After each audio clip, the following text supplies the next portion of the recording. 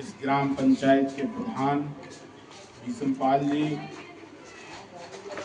और इसी ग्राम पंचायत के कला प्रेमी के निवासी रईसपाल जी, हमारे सेक्टर प्रभारी केपी सिंह जी, सुरेश चंद जी, महेश चंद जी और इस कार्यक्रम के आयोजक और इस परिवार के सदस्य और हमारी पार्टी के बूथ अध्यक्ष चंद्रशेखर जी, इनका नाम भी है और ये आज़ाद रहे हैं जब देश आज़ाद हुआ,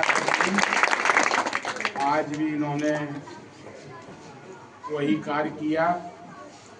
और इस गांव के सभी बुजुर्गों, युवा साथियों,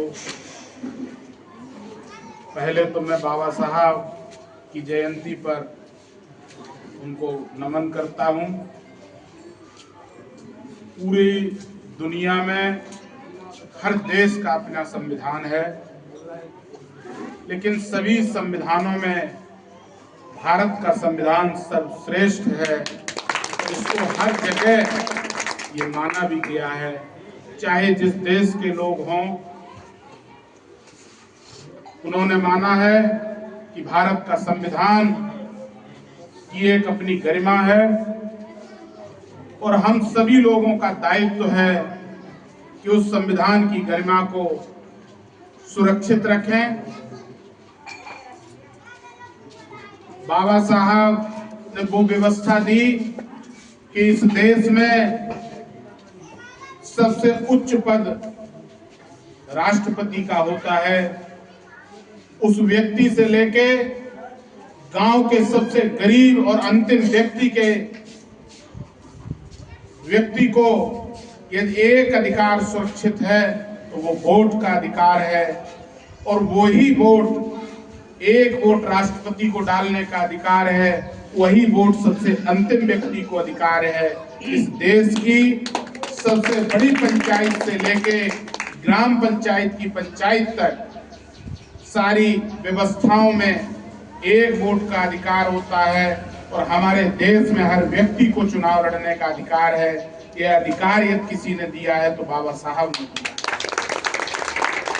आज हम सब बराबर में बैठते हैं, हम सारे लोग एक जैसा व्यवहार करते हैं, यह भी देन बाबा साहब की है।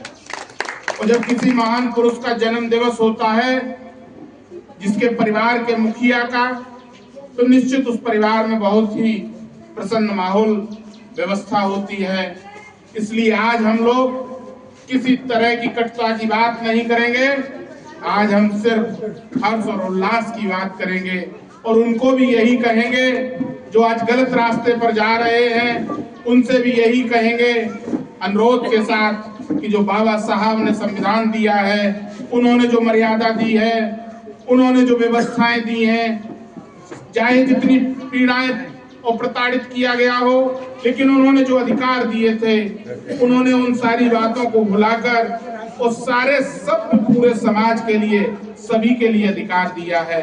चाहे जितना बड़ा रहा हो, चाहे जितना गरीब हो, इस देश के लिए सबको एक अधिकार करके बाबा साहब ने बड़ी उच्चता दिखाई। वो चाहते तो कहीं न कहीं अनहित कर सकते थे, अपने समाज के लिए या हम लोगों के लिए या किसी और के लिए गलत कर सकते थे, लेकिन उन्होंने सारी प्रताड़ना, सारी चीजों को भुलाकर उस संविधान की जब रचना की और उसको लिखा और उसमें सारे लोगों को, उनको भी अधिकार उतना ही दिया जो आज उनको अरनल की बात करते हैं, उनको भी वही अधिकार है, वही अधिकार हम सबको है। ये एक महान पुरुष बनने की यही एक व्यक्तित्व की बात होती है।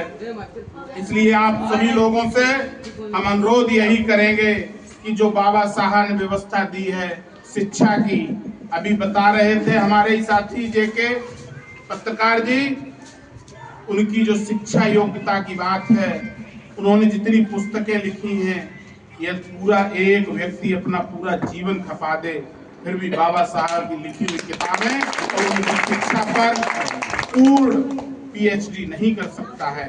पीएचडी से तात्पर्य इतना योग्यता पूर्ण कार्य नहीं कर सकता है, उसको मनन चिंतन इतना नहीं कर सकता है, एक व्यक्ति का एक जीवन कम पड़ जाएगा। ऐसे महान पुरुष के लिए बहुत बहुत धन्यवाद है सबको। और ये अधिकार हम सारे लोगों को, आने वाली पीढ़ी को मिलेगा। सारे हम बच्चों से यही कहेंगे, जब तक हम लोग शिक्षित होंगे और जब शिक्षा एक हाथ में होगी, बाबा साहब जो पुस्तक लिए हैं ये भारत का संविधान है, और इसी की कसम खा के हम सारे लोग आज जिस जगह जो व्यक्ति बैठा है, चाहे मैं उस सदन का मेंबर हूं या जो भी जितना बड़ा अधिकारी होता है, जिस चेयर पर बैठा है, ये बाबा साहब की दी गई व्यवस्था के तहत है। इसलिए हम सारे लोगों से कहेंगे कि बाबा साहब का सम्मान करना हर व्यक्ति का कार्य है, और देश में हर व्यक्ति करता भी है।